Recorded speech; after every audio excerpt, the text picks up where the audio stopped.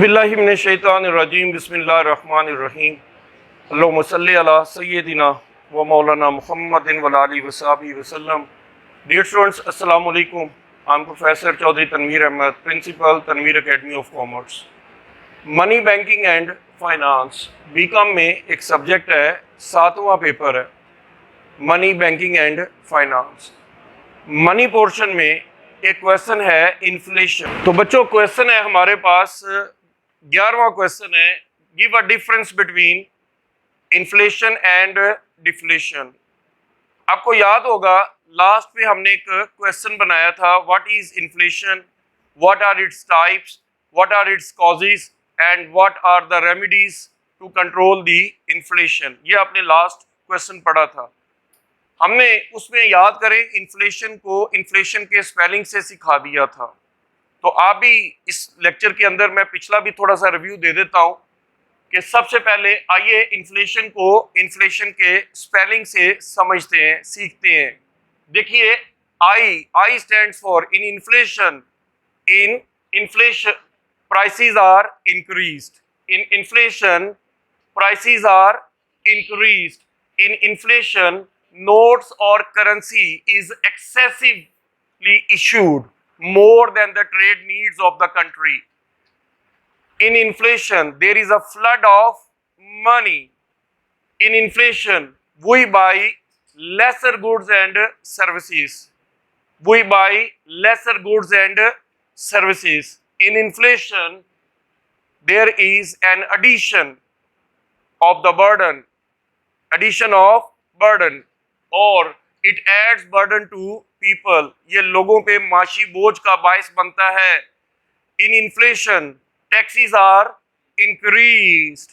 In inflation there is an increase in income that cause a demand pull inflation. And in inflation the cost of production is also increase that creates the cost push inflation. And in inflation, there is overvaluation of goods as well as services. कीमतों को बढ़ा चढ़ाकर पेश किया जाता है। और last में मैंने क्रक्स निकाल दिया एन से। वो क्रक्स क्या है? इन सारी बातों का क्रक्स यही है, कंक्लूजन यही निकल रहा है कि inflation is not in favour of people as well as government, because the prices of the goods, prices of the services are increased. तो गवर्नमेंट वेलफेयर स्टेट होती है और कोई वेलफेयर स्टेट ये नहीं चाहती है कि उसकी आवाम को परेशानी हो।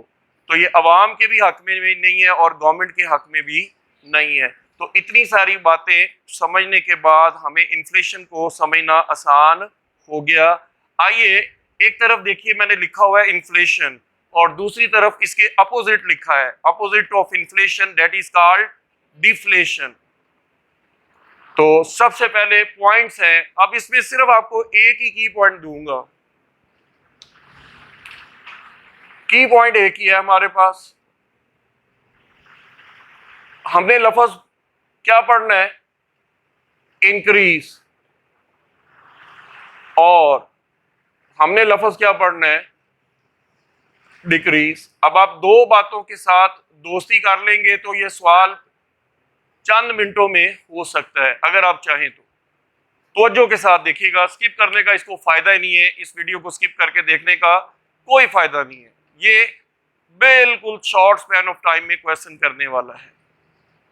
मैं सिर्फ ये लफ्ज डेफिनेशन में लिख रहा हूं, inflation is a situation where too much money chases too few goods और a persistent or a permanent rise in the general price level. A persistent and permanent rise in the general price level. That is called inflation. जैसा कि हमने inflation के spelling से inflation को समझा है। Deflation, अब ये देखिए इंक्रीज को हम राइज भी कह सकते हैं। इंक्रीज को हम क्या कह सकते हैं? राइज। तो हम कहते हैं अपवर्ड और rise in the general price level, upward trend और rise in the general price level, that is inflation. और डिफ्लेशन इज अ डिक्रीज और फॉल और decline in the general price level. तो बेटा दो लफ्जों से बात समझ आ गई। पहला, arise in the general price level, that is called inflation. A fall in the general price level, that is called deflation. तो पहला डिफरेंस का पॉइंट ये आ गया। दूसरा डिफरेंस का पॉइंट है prices. In inflation the general price level increase. मैंने दो बातें सिर्फ लिखी हैं और इन्हीं दो से सारा सवाल कराना है बेटा आपको मैंने। In inflation, the general price level increased. In deflation, the general price level decreased. Output, पैदावार, in inflation, the output is increased because there are more margins of profit. So production level will be increased. And in deflation, prices are declining. So as a result of this, the production will be or output will be decreased. Increase और decrease को बेटा जेन में रखिएगा। In inflation the level of employment is increase. Why? As investment is more, as a result of more investment. ये देखिए मुल्क के अंदर क्या आई? इन्वेस्टमेंट आई। As a result of more investment, there will be more and more production, and more production requires more people. ज्यादा production करने के लिए ज्यादा लोग चाहिए, तो लिहाजा ज्यादा लोगों को क्या मिलेगी? एम्प्लॉयमेंट मिलेगी। और ज्यादा एम्प्लॉयमेंट की वजह से लोगों की इनकम भी क्या होगी? ज्यादा से ज्यादा होंगी। इनकम भी क्या हो जाएंगी? इंक्रीज हो जाएंगी। और अगर इनकम इंक्रीज हो रही है तो डेफिनेटली सेविंग भी हमारी क्या होगी? इंक्रीज होगी। और अगर सेविंग ज्यादा होंगी तो इन्वेस्टमेंट ज्यादा होगी। इन्वेस्टमेंट ज्यादा होगी तो प्रोडक्शन ज्यादा होगी। प्रोडक्शन ज्यादा होगी तो लोगों को एम्प्लॉयमेंट और इनकम दोनों ज्यादा हो जाएंगी और फिर फाइनली सेविंग ज्यादा हो जाएंगी। और ये सर्कल जो है इस तरह से समझ में आ जाता है हमें। और इसी चीज को अब मैं आपको समझाने लगा हूं इसी पॉइंट से। ये देखिएगा कितने पॉइंट हैं, एक कहीं से पकड़ लें, 1 2 3 4 और 5 पॉइंट तो अभी आपको समझ आ जाएंगे इंक्रीज और डिक्रीज के रूल से। बच्चों मेरा साथ देंगे आप? इन inflation the investment level and in deflation the investment level, in inflation the production will be, in deflation the production will be, in inflation employment will be, in deflation the employment will be decreased, in inflation the income of the people will be, and in deflation the income of the people will be decreased. In inflation we have more amount of saving because of more income. ज्यादा income की वजह से हमारे पास saving भी ज्यादा होंगी। But in deflation the savings are looted. Saving होती नहीं है क्योंकि पैसा पहले हमारे पास कम है। तो फाइनली वी कैन से ये 5 पॉइंट तो डिफरेंस के अभी आपको बनवा दिए, सिर्फ 2 लफ्जों की मरहूने मिन्नत, इंक्रीज और डिक्रीज। उम्मीद है मेरी बात समझ में आ गई है बच्चों, याद हो रहा है साथ साथ? आगे चलिए। National income. नेशनल इनकम क्यों? क्योंकि गवर्नमेंट टैक्सेस ज्यादा लगाती है और गवर्नमेंट का रेवेन्यू जो है ज्यादातर कहां से इकट्ठा होता है? टैक्सेस से इकट्ठा होता है। तो टैक्सेस आर, ये देखिए मैंने लिखा है, taxes are increase, so the government earns more revenue and it will add to the national income में इजाफा होगा। But in deflation there is a decrease, इसमें क्या होगा? Reduces the national income. वजह क्या है कि यहाँ पर हमारे पास लोगों के पास पैसा नहीं है, इन्वेस्टमेंट नहीं है और एम्प्लॉयमेंट नहीं है, इनकम नहीं है, तो हमारा टैक्सेस का जो लेवल है वो कम हो जाएगा, गवर्नमेंट को रेवेन्यू कम मिलेगा डिफ्लेशन में। Rate of interest is increased in case of inflation. Boring जो है, रेट जो है, इंटरेस्ट जो है वो बढ़ जाता है।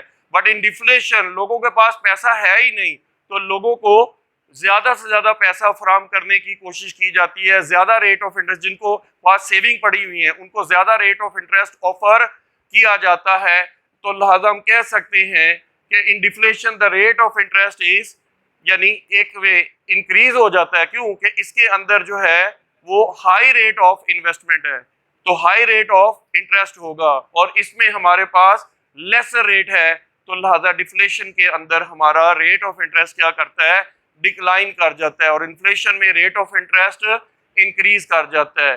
Business profits in inflation, the profits of the business are increased, and in case of deflation the profit of the businesses are decreased. In inflation the level of investment is increased, जैसा कि मैंने अभी बताया आपको, in case of deflation the level of investment is reduced. Agriculture, देखिए याद रखिएगा, inflation is friendly, agriculture friendly, वजह कि जब एग्रीकल्चर फार्मर्स जो हैं उनको ज्यादा उनकी प्रोड्यूस का रेट मिलेगा, वीट है, वेजिटेबल्स है, फ्रूट्स है, तो ये सारी चीजें जो कि एग्रीकल्चर कमोडिटीज हैं इनका ज्यादा रेट मिलेगा, तो हम कह सकते हैं inflation is agriculture friendly, inflation is agriculture friendly, but deflation is not agriculture friendly, क्योंकि उसमें उन कमोडिटीज को जो एग्रीकल्चर की है उनकी कीमतें नीचे आ जाती हैं, तो फार्मर को नुकसान होता है, तो लिहाजा हम कह सकते हैं deflation is not agriculture friendly, agriculture friendly नहीं है। सेविंग्स आर लूटेड, वजह क्या है, in inflation savings are looted due to the decline in the value of money, तो इन डिफ्लेशन अब कह सकते हैं द सेवर्स आर इनकरेज, क्यों कि पहले मुल्क में पैसा थोड़ा है और जितने भी सेविंग ओरिएंटेड लोग हैं उनको ज्यादा से ज्यादा इंसेंटिव मिलती है, तो सेविंग इनकरेज होती हैं और इसमें सेविंग्स आर लूटेड। होर्डिंग्स, लोग जो है ज्यादा प्रॉफिट कमाने के लिए चीजों को जखीरा कर लेते हैं। अभी पाकिस्तान में जो इस वक्त बिल्कुल जो लेटेस्ट एग्जांपल है वो सोलर का जो पैनल्स हैं उसके अंदर लोगों ने बड़ी इन्वेस्टमेंट की हुई है। उनको पता है कि ये सोलर के गर्मियों के दिन आ रहे हैं, लोड शेडिंग आ रही है, तो हमारा वापडा जो है वो पूरी बिजली नहीं प्रोवाइड कर पा रहा, तो लिहाजा वो क्या करते हैं, होर्डिंग कर लेते हैं, किसकी, वो सोलर प्लेट्स की, तो उससे यकीनी तौर पर उनको क्या हो जाता है, फायदा ज्यादा से ज्यादा होता है। तो हम कहते हैं कि इस इन्फ्लेशन में चूंकि प्राइसेस बढ़ती हैं, तो प्राइसेस बढ़ने से होर्डिंग्स को ज्यादा से ज्यादा वो जो है वो कह सकते हैं लोग करते हैं, तो hoardings are encouraged in case of inflation. लेकिन डिफ्लेशन में पता है कि प्राइसेस जो है वो डिक्लाइनिंग ट्रेंड्स का शिकार हैं, तो हम कह सकते हैं कि in case of deflation there is no hoardings, क्यों कि लोग इसको प्रॉफिटेबल समझते नहीं है होर्डिंग को करना, क्योंकि उन्हें पता है कि चीज में गिरावट आ रही है, कीमत में क्या हो रही है, कीमत गिरती जा रही है, नीचे आ रही है, और there is a bearish trend in the market, एक होता है बुलिश ट्रेंड और एक होता है बेरिश ट्रेंड, तो कीमतों में बेरिश ट्रेंड आ रहा है, तो उसकी वजह से हम कहते हैं डिफ्लेशन में होर्डिंग कामयाब नहीं है। एक्सपोर्ट्स आर रिड्यूस्ड, वजह क्या है, इन्फ्लेशन में आपको पता है कि आप कीमत ज्यादा लगा रहे हैं, इन्फ्लेशन में प्रॉफिट्स का मार्जिन भी क्या होता है, ज्यादा होता है, तो लिहाजा आप ज्यादा कीमत मांगते हैं, तो एक्सपोर्ट्स डिस्करेज हो जाती हैं। लेकिन डिफ्लेशन के अंदर due to the decrease in prices the exports are increase, क्योंकि हमारा जो प्रोड्यूसर है वो लेसर डिमांड कर रहा है अपनी गुड्स की और अपनी सर्विसेज की, तो इससे हमारी एक्सपोर्ट्स जो हैं वो क्या हो जाएंगी, इंक्रीज हो जाएंगी। इफेक्ट ऑन कंज्यूमर, देखिए बेचारा रोने वाला हुआ है, क्यों, मोर प्राइसेस, ज्यादा कीमतों की वजह से, ये हमारा कंज्यूमर है, तो due to increase in prices consumer is at a loss. देखिए जो याद करने वाले पॉइंट है मैंने स्पेशली हाईलाइट किए हैं आपके लिए, अंडरलाइन कर दी है रेड कलर के साथ जी। Due to the decrease in prices the consumer gets more goods and services, ये देखिए हैप्पी कंज्यूमर, ये हैप्पी कंज्यूमर है जनाब। Balance of payment, balance of payment होता है अदायगियों का तवाज़ुन, ये किससे आता है, इंपोर्ट और एक्सपोर्ट से। अगर इंपोर्ट ज्यादा है तो हमारा बैलेंस ऑफ पेमेंट अनफेवरेबल होगा, और अगर हमारी एक्सपोर्ट ज्यादा है देन दी इंपोर्ट्स तो हमारा बैलेंस ऑफ पेमेंट फेवरेबल होगा। तो सुनिए, balance of payment, BOP stands for balance of payment becomes unfavourable, तो लिहाजा चूंकि एक्सपोर्ट ज्यादा नहीं हो रही हैं तो balance of payment becomes unfavourable in case of inflation. The balance of payment becomes favourable due to lesser rate of the goods and more exports. जब एक्सपोर्ट्स बढ़ेंगी तो हमारा बैलेंस ऑफ पेमेंट दुरुस्त हो जाएगा। तो हम कह सकते हैं डिफ्लेशन इज फ्रेंडली किसको, बैलेंस ऑफ पेमेंट को करेक्ट करने के लिए, और inflation is not good to correct the balance of payment. Speculation होता है सट्टेबाजी, सट्टा लगाना, जुआ वगैरह, या यूं कह ले कि आप लोग स्पेकुलेट कर रहे हैं, सट्टा लगा रहे हैं, किसी की चीज के ऊपर आप सट्टा लगा रहे हैं। जैसे अभी मैंने सोलर की मिसाल दी है, इसमें स्पेकुलेटिव मोटिव भी है। तो स्पेकुलेटिव मोटिव क्या है, inflation helps in speculation activities. क्यों, राइजिंग ट्रेंड है, और स्पेकुलेटर को हमेशा फायदा कहां पर होता है, जब कीमत बढ़ती है तो स्पेकुलेटर को फायदा होता है, सट्टा लगाने वाले को फायदा होता है। डिफ्लेशन डिस्करेज दी स्पेकुलेटर्स, ये स्पेकुलेटर्स को ज्यादा हेल्प नहीं करता बल्कि डिस्करेज करता है कि कीमत गिरावट का शिकार है, कीमत नीचे आ रही है। Time period of inflation is not very long, it's a very short period. Inflation का जो दौरानिया है वो शॉर्ट पीरियड है। The time period of deflation is as compare to inflation is longer. Control, आप कह सकते हैं कि it is easy to control the inflation. Government के लिए इन्फ्लेशन को कंट्रोल करना जरा आसान है, but it is very difficult to control the deflation. Deflation को कंट्रोल करने में गवर्नमेंट को बड़ा टाइम लगता है जनाब। क्यों, ये लॉन्गर पीरियड ऑफ टाइम पे है और ये शॉर्ट पीरियड पे है। और लास्ट पॉइंट है जी हमारे पास पॉलिसी अडॉप्टेड। अगर गवर्नमेंट देखती है कि मुल्क में इन्फ्लेशन है तो गवर्नमेंट डिफ्लेशनरी पॉलिसी अडॉप्ट करेगी, और गवर्नमेंट अगर देखती है मुल्क में डिफ्लेशन है तो गवर्नमेंट इन्फ्लेशनरी पॉलिसी इस्तेमाल करेगी। कंक्लूजन यही निकलता है, both inflation and deflation are not in favour of the government. ना गवर्नमेंट के लिए इन्फ्लेशन अच्छा है और ना ही डिफ्लेशन। इन्फ्लेशन में प्राइसेस बहुत ऊपर चली जाती हैं, कंज्यूमर को लॉस हो जाता है, और डिफ्लेशन में प्राइसेस बहुत नीचे चली जाती हैं, प्रोड्यूसर को नुकसान हो जाता है। तो हम कह सकते हैं कि बैलेंस पोजीशन जो है वो आपकी मॉनेटरी पॉलिसी के थ्रू और आपकी फिस्कल पॉलिसीज के थ्रू इसको बेहतर किया जा सकता है। अदरवाइज ये दोनों सिचुएशन जो है इकोनॉमी के लिए बहुत अच्छी नहीं है। जनाब आपका बहुत शुक्रिया। आपको उम्मीद है कि ये क्वेश्चन बहुत शॉर्ट स्पैन ऑफ टाइम में मुकम्मल किया है, आपको समझ आ गई होगी।